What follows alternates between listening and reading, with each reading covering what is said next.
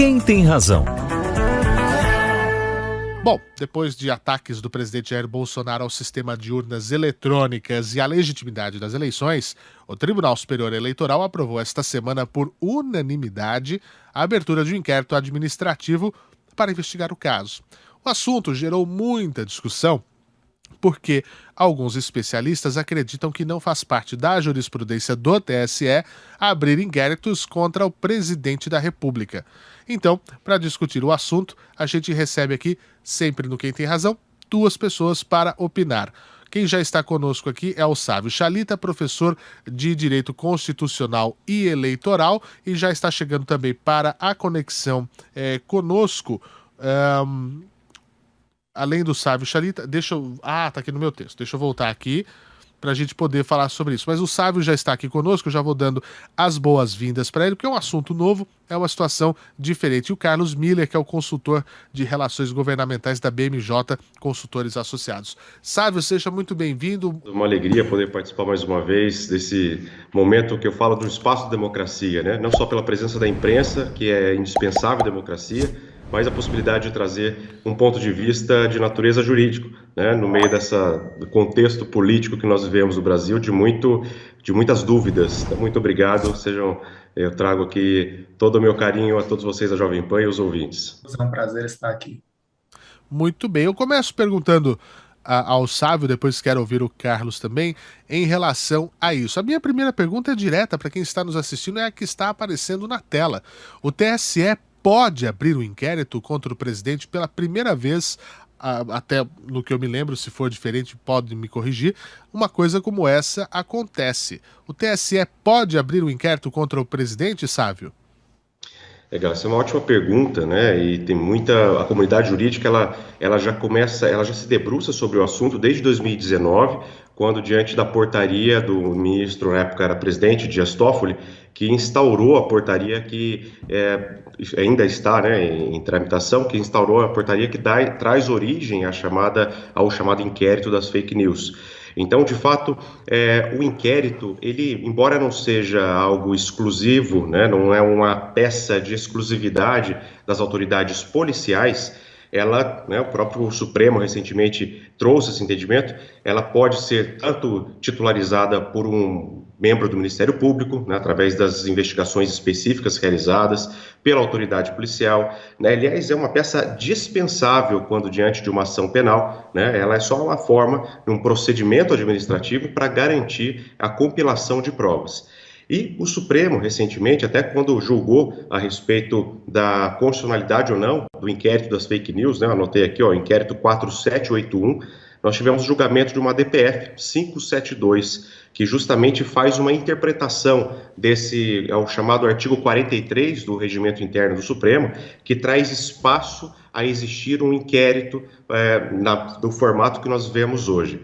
Primeiro, o único voto vencido, inclusive, o ministro Marco Aurélio, ele entendia que esse dispositivo não havia sido recepcionado pela Constituição, já que ele é anterior ao texto de 88. Só que, de maneira 10-1, né, o Pleno entendeu, né, o Supremo Tribunal Federal, na totalidade dos seus membros, entendeu que o dispositivo foi recepcionado, uma vez que a possibilidade de investigação, né, de realizar esse procedimento investigativo, que nós damos o nome de inquérito, é uma função atípica do Poder Judiciário. E, de fato, existem muitas críticas de extrema importância no ponto de vista do fundamento jurídico, se seria constitucional ou não, o próprio órgão que julga, né, que traz toda a titularização quanto ao procedimento na sua presidência, se ele poderia também acusar, já que o processo administrativo que nós damos o nome de inquérito, ele tem natureza inquisitorial. O Brasil, ele mescla aqui entre um sistema que nós chamamos de misto, né? Ele tem esse caráter acusatório, e o Supremo traz alguns parâmetros ali nesse julgado da DPF para dizer que, muito embora nos pareça, né, em outras linhas, para melhorar ali a explicação, mas muito embora nos pareça algo inconstitucional, a constitucionalidade se pauta, já que você tem ali uma função atípica do judiciário que busca verificar, né, busca avaliar, busca investigar se de fato algumas condutas elas são ou não criminosas. E uma das condicionantes que foram apresentadas é a possibilidade, ou melhor, a necessidade de que todos os atos investigativos nesse inquérito seja acompanhado pelo Procurador-Geral da República, né, pois é ele o titular da ação penal, de fato.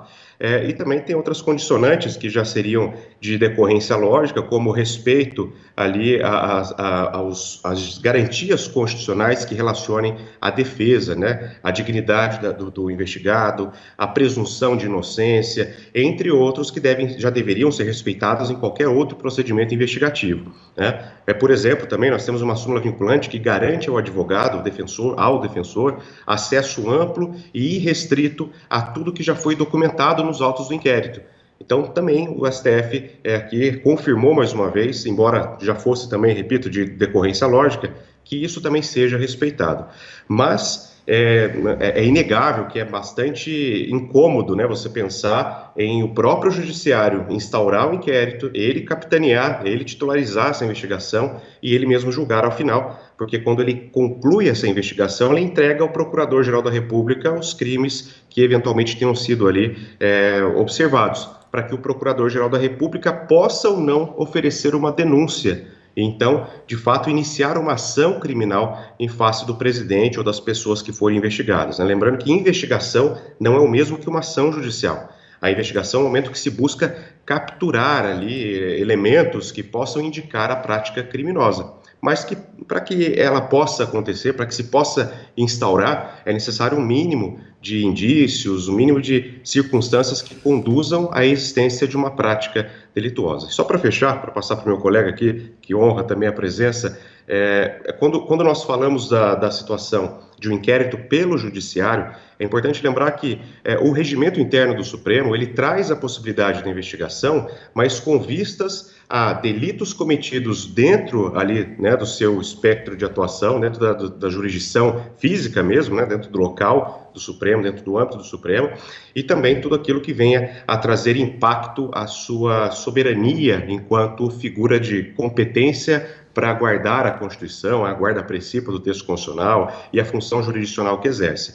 Então, assim, é um tema bastante discutível, sensível, que vem sendo maturado desde 2019, mas que o Supremo já, de fato, traz uma resposta quanto à constitucionalidade do procedimento. Bem, agora o Carlos, quero ouvi-lo. Eu concordo com o professor Sávio e queria trazer algumas complementações, né? Primeiro, uma divisão. Esse inquérito aberto pelo TSE, ele é um inquérito administrativo e não necessariamente para investigar exclusivamente o presidente da República. É um inquérito que é decorrente de um procedimento administrativo que o TSE havia aberto para coletar informações relacionadas a segurança das urnas eletrônicas após as declarações de alguns políticos, inclusive o presidente Jair Bolsonaro. Houve essa conversão, então, desse procedimento administrativo em um inquérito administrativo para apurar possíveis delitos, como abuso de poder econômico e outras condutas vedadas a agentes políticos. Mas é um inquérito de natureza administrativa. Em tese, o regimento interno do Tribunal Superior Eleitoral não traz a previsão de abertura de inquéritos administrativos. Porém, nesses casos, aplica-se o regimento do Supremo Tribunal Federal, ou seja, quando não há previsão no regimento da Corte Eleitoral. E foi isso que o Corregedor-Geral da Corte se utilizou para a instauração desse inquérito, né? Não havia previsão no regimento do TSE, mas havia no do STF, então eles abriram esse inquérito de natureza administrativa. Então, esse é um inquérito. O inquérito das fake news, por outro lado, ele é um inquérito de natureza criminal e foi aberto para investigar as provocações, fake news e ataques contra a corte.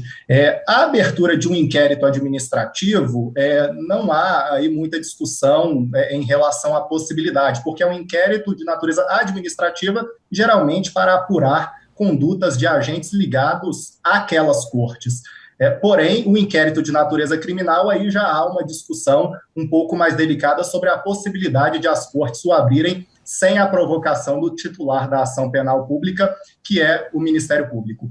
Porém, como bem o professor Sávio falou, o regimento do STF, no seu artigo 43, permite que haja a abertura de inquérito de tal natureza quando houver infrações à lei penal cometidas dentro do Supremo Tribunal Federal ou em suas dependências. Os ministros entenderam, quando do julgamento desse inquérito, que o ataque aos membros da corte, a ameaças aos membros da corte, equivaleria a um ataque à própria corte, nas dependências da corte.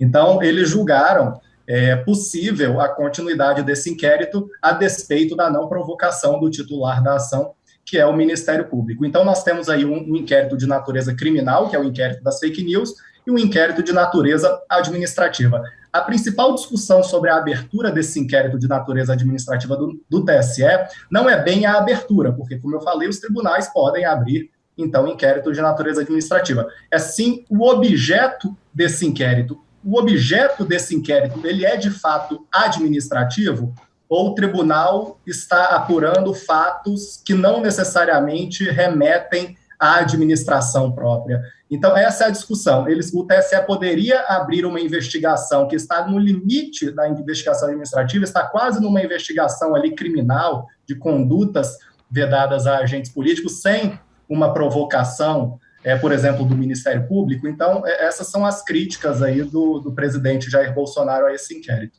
E vale ressaltar também que não foi só um inquérito administrativo aberto pelo TSE. O TSE encaminhou também ao Supremo Tribunal Federal uma notícia-crime que acabou sendo aceita pelo ministro Alexandre de Moraes, o que terminou pela inclusão do presidente Jair Bolsonaro no próprio inquérito das fake news. Temos que lembrar que esse inquérito aberto em 2020, ele não investigava ou não tinha o condão de investigar propriamente o presidente da República, mas mais os seus aliados que haviam cometido alguns ataques à corte. Agora o presidente vai ser investigado aí também pela disseminação de fake news, dessa vez relacionadas às urnas eletrônicas.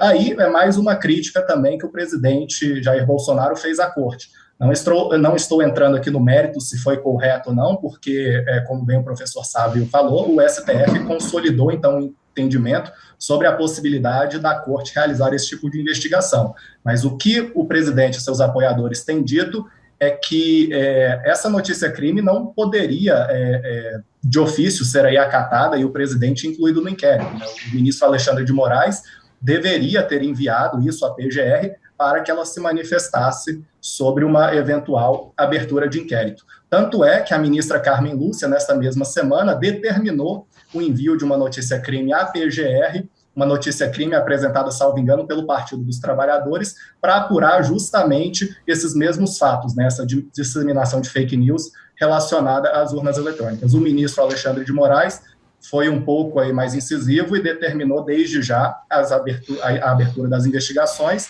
e agora sim concedeu um prazo para a PGR se manifestar, mas ele não determinou uma manifestação prévia. Então, acho que é essa basicamente a discussão que está aí no ar. A possibilidade de abertura de inquérito administrativo, não vejo nenhum problema. Eles se utilizaram do regimento do STF, que é justamente o que pode ser aplicado quando não há previsão no regimento do TSE.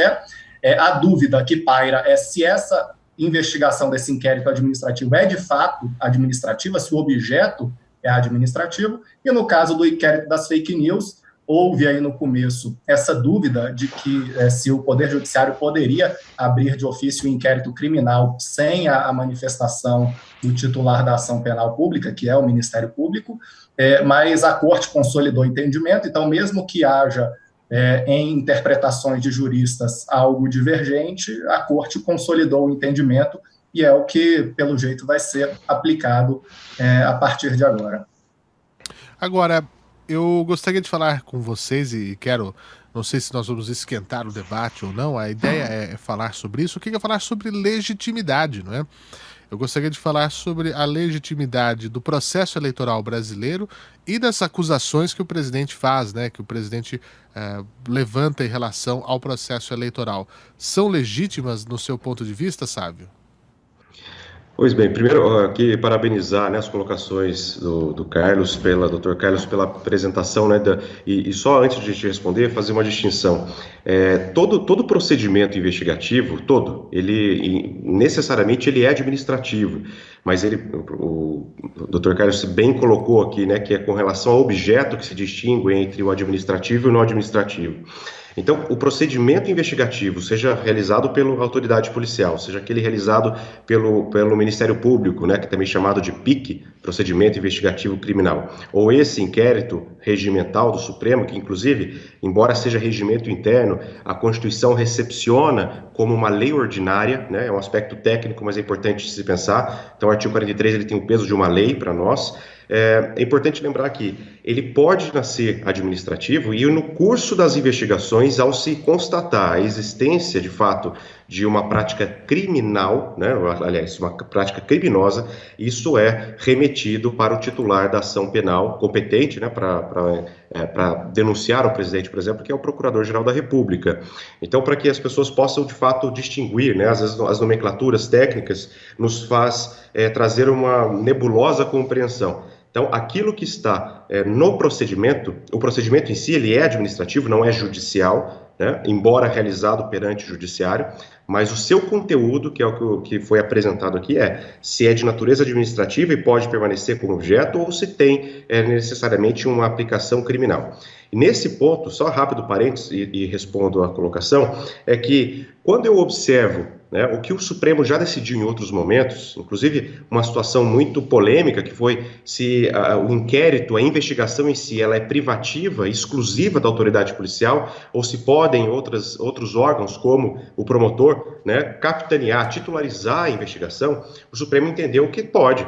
Todos podem ali realizar, inclusive o advogado, né, numa queixa-crime, onde nós oferecemos uma denúncia, aliás, uma espécie de denúncia, né, chamada queixa-crime, em razão de crime relacionado, por exemplo, ação envolvendo crime de calúnia, de difamação ou de injúria, é o advogado quem vai ali capturar esses elementos para oferecer a queixa-crime, né? Ou seja, essas investigações, que embora nós tenhamos nomenclaturas distintas a depender do ordenamento, elas servem de fato para você buscar as provas que vão demonstrar a prática delituosa.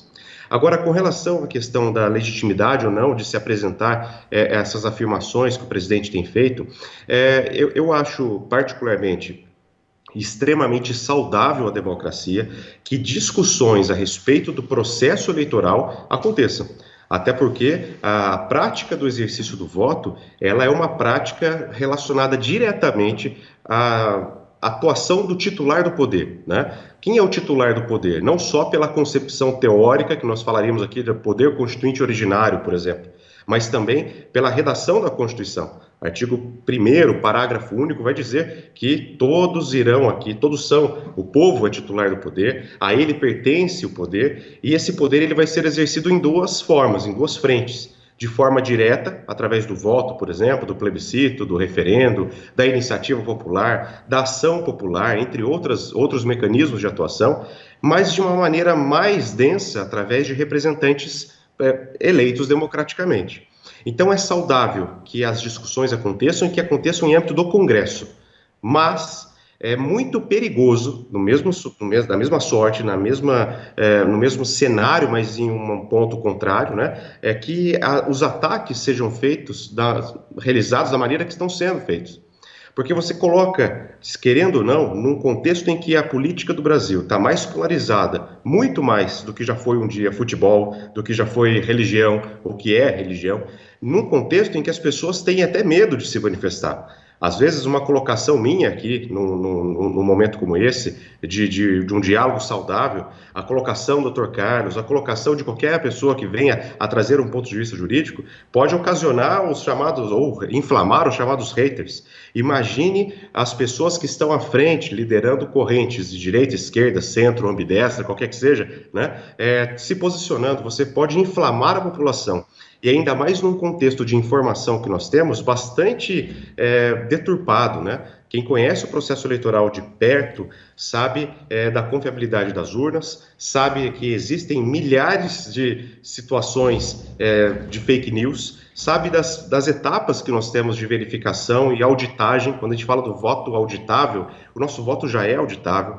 E o que nós vivemos hoje é quase que num parâmetro de Guerra Fria, uma guerra de informação política. Porque as pessoas creem naqueles oradores, naqueles que vão, de fato, emitir mensagens que mais adiram, né, a sua ideologia, a sua linha de pensamento. Então, é muito sensível isso. Então é legítimo discutir, só acho inadequado a maneira que o presidente da República, com todo respeito à figura do presidente, da função de chefe de Estado, chefe de governo, de assumir uma postura contrária ao sistema da maneira que está sendo. É saudável, repito, discutir o sistema, discutir os mecanismos de apuração, mas não é saudável que nós tenhamos líderes, né, dentro dos órgãos, dentro dos poderes do Estado, em um ataque direto como tem sido capitaneado pelo Executivo. É a minha humilde opinião, né, considerando o aspecto jurídico que respalda tudo isso. Muito bem, Carlos, o seu lado. Bem, dessa vez meu lado também está em linha com o do professor Sávio. Eu acho legítima toda a discussão sobre sistema eleitoral. Eu, como você bem ressaltou no começo, sou cientista político, consultor de relações governamentais e trabalho ali diariamente com as mais diversas discussões no Congresso e acho que todas, independentemente do tema, são saudáveis. E o presidente Jair Bolsonaro, ele foi eleito justamente com essa bandeira do voto impresso, da discussão sobre, vamos dizer aqui, aprimoramento do sistema eleitoral, e é totalmente legítimo que os parlamentares da base do governo, o próprio presidente Jair Bolsonaro, promovam dentro do Congresso essa discussão de um eventual aprimoramento nas nossas urnas eletrônicas ou no nosso sistema eleitoral. A discussão, por exemplo, do registro impresso do voto eletrônico, que agora ficou conhecido como voto impresso ou voto auditável, como queiram chamar, já foi, inclusive, fomentada por atores da esquerda no passado. O próprio Ciro Gomes já defendeu esse mecanismo de auditagem. Então, eu acho que a discussão sobre o aprimoramento da segurança das urnas eletrônicas é perfeitamente possível de ser realizada. Eu gosto sempre de trazer aqui nessas entrevistas, e a própria Jovem Pan já trouxe a argumentação dessa entidade há um tempo atrás, que é a Associação Nacional dos Peritos Criminais Federais. Eu, inclusive, já atuei junto a essa associação no Congresso, e eles têm uma opinião de que o nosso sistema eleitoral é seguro, é auditável e que nunca houve sequer uma prova de fraude em nossas urnas eletrônicas, e eles têm especialistas que participam recorrentemente dos testes públicos das urnas no Tribunal Superior Eleitoral, mas eles, de qualquer forma, não se furtam à discussão de mecanismos para aprimoramento da segurança das urnas e dos mecanismos de auditagem. Então, eu acho que a discussão é perfeitamente possível, porém, ela chegou a um momento de polarização inédito e a discussão deixou de ser sobre mecanismos de aprimoramento da auditoria ou mecanismos de segurança do nosso sistema. Virou uma discussão polarizada entre governo e oposição, entre governo e poder judiciário, e a discussão virou uma troca de ataques, uma troca de inverdades. Eu acho que, nesse sentido, ela deixou de ser saudável, e eu acho que é por isso que o Congresso tende a derrubá-la ou paralisá-la nos próximos meses, após a eventual votação da PEC do voto impresso no plenário, justamente porque ela foi para um caminho que não é o caminho do debate político e saudável. Então, acredito eu que toda discussão é saudável, mas em alguns momentos, quando ela deixa de ser, ela tem que ser paralisada nos certos fóruns, que nesse caso é o Congresso Nacional. Bom, para finalizar o nosso assunto, uma questão que está sendo levantada, inclusive em algumas manifestações, enfim, falando, né, do TSE, de eleições, a questão do voto auditável, voto impresso, enfim, a bandeira levantada pelo presidente Jair Bolsonaro. Há quem diga que, se não conseguir atingir esse objetivo, não haverá eleições em 2022. Isso é um ataque à democracia, isso pode ocorrer, isso é arriscado? Pergunto a você, Sávio, depois ao Carlos. Infelizmente temos apenas mais 6 minutos aqui na nossa programação, mas fiquem à vontade, quero ouvi-los. Então, ok, vou me ater aqui então aos 2 minutos para ter as considerações finais, né, em agradecimento ao final. Aqui. Pois não. Bom, essa indicação específica, né, é possível perceber, eu não gosto muito de declinar em indicar posições políticas, mas de observar falas políticas que tragam reflexos no âmbito jurídico. As falas do presidente, em que se não tiver voto auditável não haverá eleições, ela é uma frase ambígua. Ela é uma frase que, de um lado, ele pode estar aqui incitando de que, se não tiver vamos às ruas porque não vai ter eleição, ou eu vou fazer alguma coisa para que as eleições não aconteçam, né? E essa é a conotação que está sendo ouvida e compreendida por aqueles contrários ao presidente ou por aqueles mais alinhados a um legalismo, né, vamos dizer assim. E, por outro lado, pode simplesmente dizer, como ele já tentou esclarecer, que essa fala representa mais do que vai ter votos, mas vai ter eleição, mas a eleição que não é auditável, ela não seria uma eleição, por isso não há uma eleição, né? Eu quero crer que seja essa primeira, né? E não a malícia da ambiguidade que eu indiquei em primeiro momento. Mas fato é que essas falas, inclusive, elas tendem a configurar elementos que caracterizem, por exemplo, né, crimes de responsabilidade, que embora o nome crime seja pesado, não é um crime penal, natureza penal, mas é uma infração político-administrativa. Ela é estabelecida, né, passo a passo ali na Lei 1079 de 50, a Lei do Impeachment, e que caracteriza ali quando tem essa afronta ao Poder Judiciário, especificamente ao TSE. Portanto, essas frases são perigosas. Essas indicações, como há pouco ele disse quando incluído, né, no inquérito das fake news, de que se não está dentro das 4 linhas da Constituição, a resposta também não estará. Que conteúdo, que contexto ele está querendo traduzir aqui? Isso é algo perigoso. Olha o que nós observamos nos Estados Unidos há pouco tempo, o que nós veremos no Brasil. Eu espero que não seja nada parecido, seja bem menos, né? Mas isso é perigoso. Esse contexto inflamado é bastante perigoso. Então, só para encerrar aqui e deixar o espaço suficiente para o meu caro colega aqui, Carlos, responder também, é a minha colocação pensando nesses exagerar, né? nesses avançar que nós temos observado. É necessário muita sobriedade nesse momento, porque as palavras tomam dimensões muito grandes. Carlos? Não, concordo com o professor Sávio, de fato, essas declarações são perigosas, eu acho que elas são mais perigosas no sentido de inflamação de uma base eleitoral que a gente sabe que é combativa e atuante, que é a do presidente Jair Bolsonaro. Então, eu acho difícil que o presidente consiga, de alguma forma, impedir a realização de eleições. Ele, apesar de ser o presidente da República, não teria poder para isso, considerando os limites de atuação do Poder Executivo e também os impedimentos que seriam certamente apresentados aí pelo Poder Legislativo, pelo Poder Judiciário, vedando eventuais condutas inconstitucionais do presidente da República. Então, eu acho que o maior problema é justamente essas declarações inflamarem a base eleitoral e trazerem basicamente caos para o país no período das eleições. Aliás, essa questão de não haver eleições se não houver voto impresso, se a gente for analisar a votação na PEC, na Comissão Especial da PEC do voto impresso essa semana, o governo acabou até ficando um pouco contraditório, porque se houvesse de fato um interesse na aprovação do voto impresso, eles teriam discutido melhor, teriam alterado o relatório do deputado Felipe Barros, mas no último momento, quando a PEC ia ser votada, em vez de tornar o texto mais flexível e mais palatável para as outras correntes políticas, para eventualmente viabilizar uma aprovação, o relator, que vota sempre junto com o governo, faz tudo o que o governo orienta, acabou basicamente com o registro impresso para trazer uma apuração em cédula. Então você vota na urna, mas a apuração é tudo em cédula. Ele voltaria basicamente com a apuração em cédula. Então o texto se tornou muito mais agressivo, menos palatável e mais polêmico, o que levou a uma rejeição muito mais fácil. Então pode-se dizer que o governo até colaborou para essa rejeição. E se, de fato, houvesse o interesse, então, de haver a aprovação do voto impresso, eles não teriam feito isso. E aí reforça aquele discurso. Será que eles querem a aprovação mesmo? Ou eles querem uma rejeição expressiva justamente para continuar se utilizando desse argumento de que tentaram e o Congresso não deixou e que não vai poder haver eleição, justamente para manter o tema inflamado e, assim, captar ainda mais votos de uma base eleitoral que gosta desse tipo de declaração. Então fica aí a pergunta.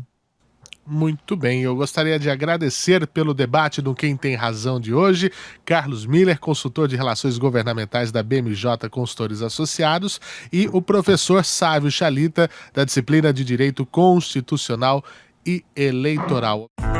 Quem Tem Razão.